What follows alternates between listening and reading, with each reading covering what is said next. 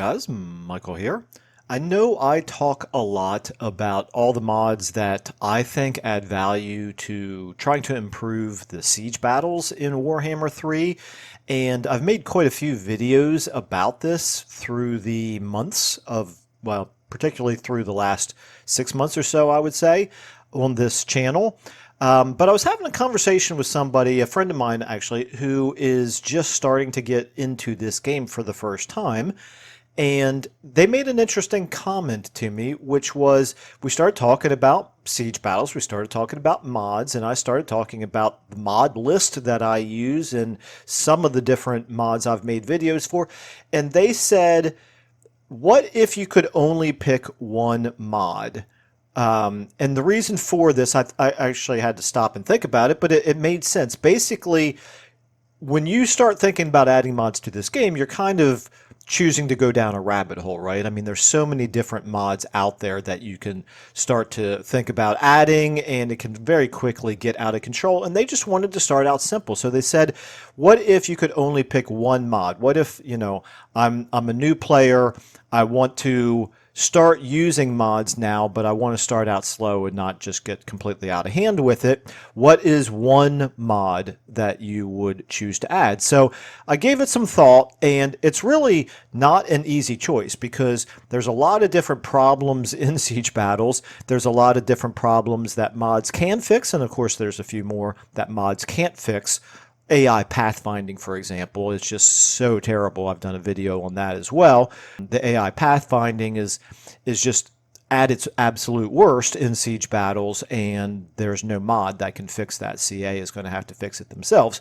But then there's also all kinds of different things that we can improve with mods. I've talked about garrison mods, mods that add additional troops, mods that add better troops, mods that add unit buffs to the garrison units. There are, of course, there's the no real-time building reborn mod, which I really like, which takes away the tower defense mini game aspect of siege battles, which I think an awful lot of us really don't care for, and also feels quite unrealistic. So anyway, I mean, I could go on and on. There's a bunch of different mods out there that address different aspects. I guess I should mention before, I can already hear people typing in the comments. There's the Ass Ladders Be Gone mod, which obviously takes away the ability to climb up ladders, and I've made a video on that. I don't want to rehash that all over again. It's a fine mod. It's not one that I personally recommend, but it's certainly, I can understand why people use it. But anyway, so I started thinking through all the different mods that we use, and number one, I can't understand why people might not want to, use a whole bunch of them all at the same time. Certainly, it can be a little bit intimidating to try to use a whole bunch of mods just from the get-go if you're not used to using them. So which one mod does give the best bang for the buck? If I could suggest a single mod that I think would genuinely improve your siege battle experience, obviously not going to fix everything, but improves the experience significantly, which mod would that be? And it's this quiet little unassuming mod that really doesn't get very much love on the workshop here. This is Tougher Siege Tweaks by Opposing Farce. I'm really surprised. It only has 27 ratings. It's not even a 5-star mod. Really kind of a head scratcher for me because it's a wonderful little mod. It hasn't been updated in a couple of years, but I've had conversations. You can see here in the comment section, I've had conversations with the mod author, so he is maintaining it. Ignore this comment here that somebody made. This mod calls the CTD since 6.1. I can vouch for the fact that that is not true because I have never stopped using this mod really from the get-go. This is one of the, at least a year ago, one of the earliest mods. Well, let's look at the date of when I made a comment on it. My first comment down here is May of 2024, so more than a year ago I've been using it, and I've never had a problem with it. So anyway, let's talk about what this mod does and what it doesn't do, of course, and why I think that you should consider using this mod if you're not using it already. So I'm not going to go into a long spiel again about mods in vanilla, what their weaknesses are.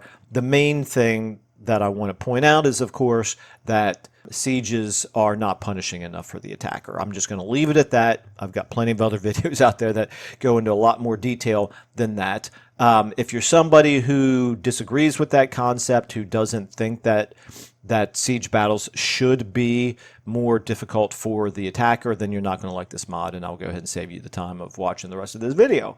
But if you're somebody who agrees with the concept that siege battles, particularly when you come walking right up to a walled city that has, defenses, and you haven't taken the time to build any siege equipment yourself and you just launch a frontal assault, it really should be a punishing experience, and it's really not in vanilla. So that's what this mod is all about. Various non-invasive tweaks to make sieges tougher, both for the player and AI. And let's go ahead and talk through. It doesn't do all that many things, but together they add up to make a nice impact.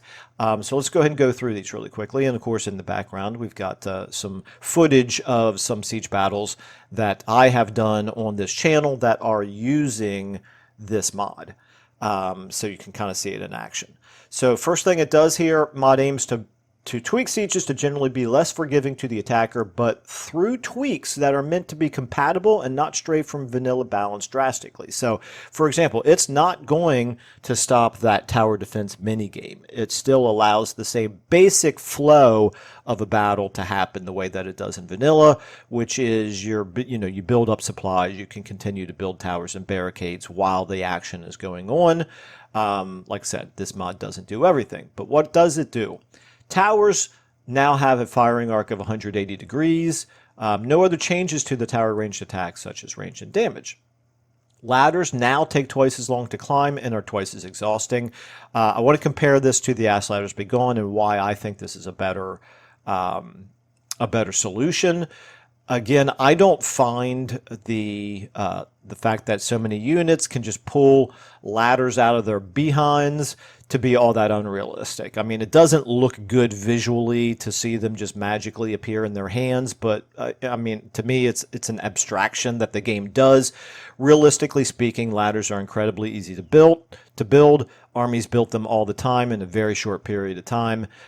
It's not that big of a deal for attacking armies to have ladders at their disposal and enough of them to go ahead and do the way that it's represented in the game.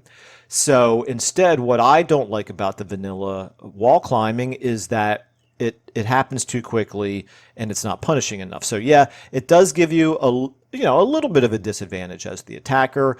Your units are climbing up the ladders, which means they're entering the battle in smaller numbers, which means they can get overwhelmed if there's a really good unit that they're encountering on the wall. But it doesn't really seem to work out to be that much of a disadvantage. They are a little bit fatiguing when you climb up the ladders, and fatigue does matter in this game.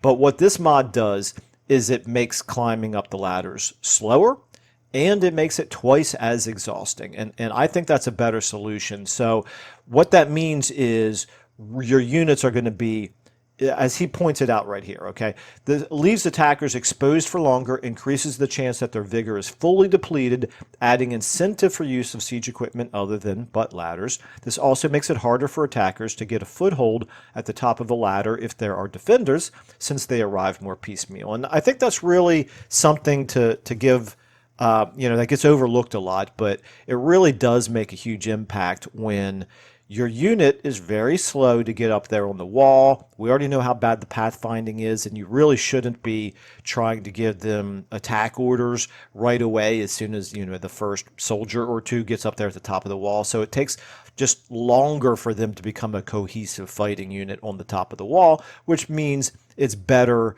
for the defenders to be able to attack them as they are arriving in small numbers. Hopefully that makes sense. Anyway, gate and tower capture. It now takes twice as many unit points to begin flipping a tower flag, i.e. if X amount of units were required to begin the takeover, it is now double. This should result in less back and forth flip-flopping or events whereas as soon as a unit reaches the top of the ladder, it begins to take over the tower. Morale, units standing on the walls receive plus 15 morale. If anything, I think this is actually a little bit too much because, yeah, that leadership impact, particularly when you're also playing on really high difficulties, actually not the higher difficulty, when you're giving the unit stats modifier like maximum, which is a +8 leadership that they get for the highest unit stack modifier, or sorry, unit buff modifier, unit stats modifier, then yeah, this really adds up very quickly, making it really, really difficult to break units on to break defensive units. Units standing on the walls receive this plus 15 morale, making them less likely to flee. Some screenshots show this buff in effect. Attackers do not earn this buff while while inside the walls. Only the defenders receive it. And I did ask for a clarification on this in the comments section, which is basically the leadership bonus for standing on the walls, inside the walls, or anywhere as long as they're defending, and he clarified it's actually for all defending units regardless of their location on the map. So it's not just literally standing on the walls. And then finally, capture points. Capturing a main settlement point takes twice as long, which is 120 seconds, and capturing main and minor settlement points requires 3 times as many unit points, similar to gate and tower capture changes above. In addition, only the main victory point adds tickets towards victory. So, significant. These are all changes that make it a little bit difficult, a little bit more difficult for the attacker without, completely revamping the way that siege battles work. He does say it's not balanced, and, I've talked about this before. Obviously, mods are sort of a use at your own risk sort of a thing. I don't look for balance in this game. The vanilla game's not balanced, and so when mods make things a little bit more unbalanced, it's good to make note of it, to take it into consideration, but I don't consider that to be a showstopper in terms of using mods. And to me, this mod, it doesn't really increase the unbalanced nature of the game all that significantly as far as I have noticed. Compatibility, it's pretty compatible with other things. Now, I mentioned the Ass Ladders Be Gone mod earlier. I know a lot of people are also just going to say, well, just use SFO. And as many of you know, I use SFO quite often myself as well. I like SFO, but sometimes there are reasons why you don't want to use SFO. There's a lot of players who don't like the complete overhaul. They want something similar to vanilla, just want to have some slight changes instead of the really massive changes. The other thing about SFO is every time a DLC comes out, it tends to be, it takes a lot longer for that mod to get updated and tested and all that. And it means going a lot longer without being able to play if you're using SFO, as opposed to these smaller mods, which sometimes don't require any updates at all, or even if they do, it tends to be a lot faster. So there you go. That's my single choice. If you could only choose one mod to use to try to improve siege battles, like if you're a person who's thought about using mods, but like I said, it's a little bit intimidating, and you don't want to go down that rabbit hole entirely. Hopefully this will help out some people who are only interested in trying out mods, and maybe they want to start out small. One last thing that I do want to talk about is with the capture points in sieges. This is not really mod specific, although the mod does affect it. I know a lot of people don't like the fact that you can even win a battle in vanilla by taking control points. They feel like it should come down to, just you should have to wipe out all the defenders, which quite frankly is how most siege battles end up being won anyway, is when the last defending unit routs. But, I hear some talk about the way that siege battles work, and it doesn't make sense that there's an arbitrary control point inside a city where if you take that, then all the remaining defenders instantly lose. I'm actually going to disagree with that, and the reason is because these are cities. These have populations. The point of defending cities is not to just give your soldiers a defensive position that gives them some advantages against the enemy. The point of city defenses is to protect the city. There's civilians, there's resources, there's manufacturing, there's all kinds of different things happening inside cities that are worth defending. And so, yes, it's handled abstractly in the game. Yes, I would love it if the siege battle maps were bigger and they felt more alive, like there really was something going on in that city worth defending. But that's, from that's just how the game has abstracted that whole concept, is basically saying your role as a defender is to stop the enemy from taking over really important parts of the city, and so that's why these control points are in there. I don't want to go into a whole lot of detail here, but I see that comment come up quite a lot, and you have to keep in mind that, again, this is an abstraction of reality, and your empire comprises a lot more than just your armies. You have these civilian populations, you have these buildings, you have these manufacturing locations, you have all kinds of, administration buildings, all kinds of things that need defending. And that's really the reason why walls were built around cities to begin with, not just as a defense point. So, again, hopefully that makes sense. I'll go ahead and leave it there because I love talking about this stuff, but I could easily go on and on and on about it. But anyway, appreciate any comments that any of you guys might have, either about that or about the mod in general. Any other mods that you would recommend if you think are a better bang for your buck to use a single mod, not just for siege battles, but for anything at all.